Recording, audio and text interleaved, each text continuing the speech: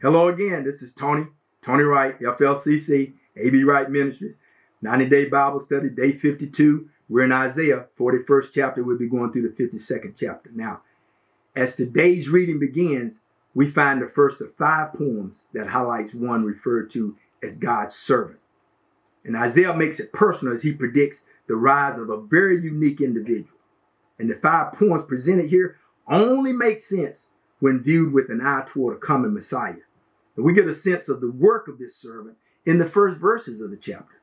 You do know that obedience is a must for anyone who claims to be a servant, right? Isaiah foretold of the coming of one who would be perfectly obedient, specially chosen, in possession of God's Spirit, and devoted to bringing justice to the Gentiles.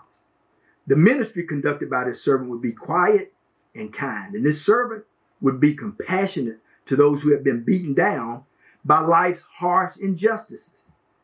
But he would not compromise his unconditional standards of justice. Now, all of these terms and characteristics that we've just talked about, just described, they're continually used in reference to Jesus in New Testament scripture. According to Isaiah, even when circumstances brought times of discouragement, the servant would demonstrate strength and perseverance to fulfill his goal of establishing true justice throughout the earth. Isaiah seems to suggest that the servant would endure suffering for his cause, and quite possibly at the hands of his own people. Isaiah also spoke of the servant's commitment. And because this servant would experience difficulties in his ministry, God would speak reassuring words to his servant. And God would sustain and protect the servant in his ministry. And this servant would be the personification of a new covenant which he would communicate to all people. Isaiah prophesied that to celebrate God's new work, a new song was needed. This servant's work would benefit all mankind, so all of mankind should join in this new song of praise. Isaiah described God's new work by use of 4 visual expressions. First, Isaiah described God's furious and successful attack against his enemies, and he did that in military terms. Secondly, he used the image of a woman in labor and predicted that with the work of the servant, the Lord labors like a woman in travail to give birth to something new. Isaiah gave a visualization where he compared God to a trailblazer who would remove all obstacles from the path of his people. Then finally, Isaiah pictured the Lord as a guide of his people. And although they were currently blind to the true purposes of God, he would lead them in paths that they yet do not know. And God's people could look forward to a time where God would step in and take action on their behalf. But just like all times before, for any that continued to hold on to idols in their life, they would be put to devastating shame. The nation of Israel was also to still be a servant, but compared to this new messianic servant, they were far from the mark. So Isaiah spoke of their current condition and provided insight to their future outlooks. And Isaiah said that Israel, in its current unbelieving condition, was a blind and deaf servant. To be sure, God had a special relationship with Israel, and they were to serve as God's messenger. But through present day, they had failed miserably. Surely, God had done wonderful things for his people, and time after time, and time again, God had attempted to communicate with them. Israel had just remained disobedient and unresponsive. The nation had been robbed and plundered as a result of falling victim to God's judgments. And Isaiah wanted Israel to just take stock of its situation and realize that the devastation that they were enduring was simply punishment for the long history of rebellion against God. God created Israel, and the nation still figured in his plan. He would redeem them, and they would retain this special claim that God had on his people. No matter what the threat, no matter how grave the situation, Israel would survive. Isaiah pictured the nation as being on a journey. Raging streams and wild prairie fires could not destroy her. Their safety was guaranteed by God's presence. All who belonged to God, who were truly his people, would be gathered from all points of the compass. Isaiah described the consistent goodness of God, and he contrasted that with the unworthy recipients of this goodness. Isaiah used three promises that God had made to his people to demonstrate God's undeserved blessings toward those people. First, God had promised that Babylon would fall. It was God that controlled the destiny of other nations and even the destiny of a nation as mighty as Babylon. And because of his love for Israel, God would make captives of these Chaldeans, and they would be carried away in their own merchant ships. Secondly, God promised a new exodus. The God who overthrew Pharaoh and brought Israel through the Red Sea would perform an even greater deliverance. This new exodus would overwrite the memory of Israel's exodus under Moses. Third, God promised the outpouring of the Spirit. Although they had experienced great punishment, God would still help his servant Israel. Just as God provided rain when it was needed, so he would pour out his Spirit upon his people as needed.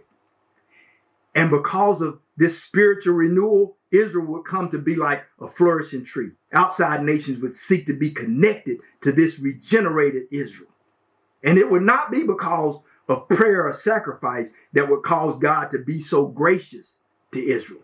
In fact, the sins of Israel had become a burden to God. It was only for God's own sake that he would blot out those transgressions of his people. God is going to keep his promises because he had promised them. Now, while these unbelieving people had formed their God, God had continued to form his people. And now Israel needed to forever remember their calling as God's servant. God had not forgotten his people. In his grace, he would blot out their sins. God therefore invited his people to respond to that grace by returning to him with all their hearts. God announced 3 times in the previous chapters of Isaiah his intention to raise up a Gentile deliverer. Isaiah named that deliverer a full 150 years before he even appeared on the scene of history. This prophecy, for sure, is one of the most amazing prophecies in the Bible. Israel's Redeemer is Almighty. He was the one who formed Israel in the womb of the Egyptian bondage. And he created the heavens and the earth. He had frustrated the omens of divination, and he stood behind his word. This all-powerful God who would dry up oceans and rivers announced right here his intention to restore the cities of Judah, which would be left in ruins by the Chaldeans. And Isaiah, he identified the person by name that God would use to deliver his people. That person would be Cyrus. And he would provide the means to restore Jerusalem and the temple. Now, to be clear, the enormous success of Cyrus is rightfully credited to Yahweh, the God of Israel. Talmudic or Jewish tradition, as recorded by Josephus, reports that this great Persian king, he was shown these prophecies after he conquered Babylon in 539 BC. So there were in reality 2 reasons for all that was done for and by this Gentile leader. First, as we know, God would use this pagan king to execute deliverance for his people. And secondly, all people would be convinced that Yahweh, he alone is God because of those mighty acts that Cyrus did. They would know that. Every single thing that happened was due to God's direct action or his permissive will. The overthrow of Babylon would have a tremendous theological as well as political consequences. First, the fall of Babylon will reveal the impotence of Babylon's gods. They would not be able to save themselves, not to mention the people who worship them. Isaiah, he depicted Baal and Nebo, the 2 chief gods of Babylon, as being carried away in captivity as trophies of war. Imagine that, just trophies. Again, Isaiah stressed what he had emphasized so often during this writing about Cyrus, that Yahweh was in a class by himself. Israel's God in a class all by himself. Idols were merely the products of human ingenuity created at human hands. They were immobile. They were mute. They could provide no deliverance in times of distress or anything else. And the superiority of God's action would be revealed in the fall of Babylon. God's people, they should remember that the former things, those predictions which God had made concerning deliverance from Babylon, they should keep those in the forefront of their mind. God had revealed the rise of a bird of prey from the east, this Cyrus, long before his birth. Only Jehovah God could so clearly outline the course of life events from beginning to end. So God's people should always remember that when God purposes anything, there is nothing that can stop it. God said it, that settles it. It doesn't even matter whether one believes it or not. Throughout its history, Babylon had operated in this fortune telling, but their widely held beliefs in this occult practice, it was not going to be able to save Babylon. The whole company of fortune tellers amounted to nothing. In the time of judgment, they were going to stumble about as if they were in a daze, unable to save even themselves. Isaiah, he exhorted believers to trust in God during periods of darkness. And he encouraged this remnant to look at the example that Abraham had represented.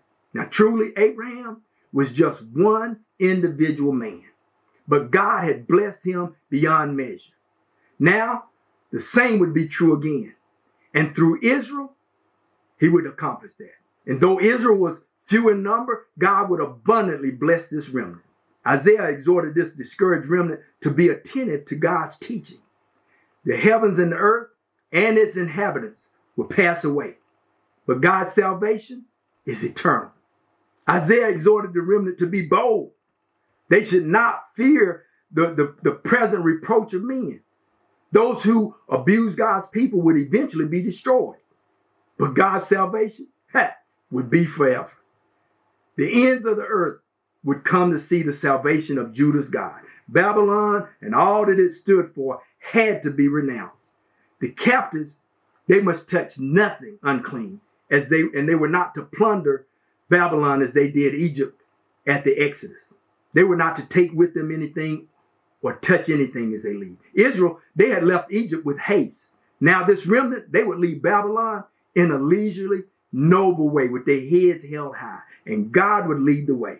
Isaiah had the revelation, and the remnant, they just needed to catch the vision. Boy, speaking of catch, right here, I'm going to catch you later. But you just have to keep on reading this word, keep checking us out, on social media platform of your choosing, and share this word. Tell your friends, tell your neighbors that FLCC is prophetic, baby. We're taking ministry back to the first love. Peace.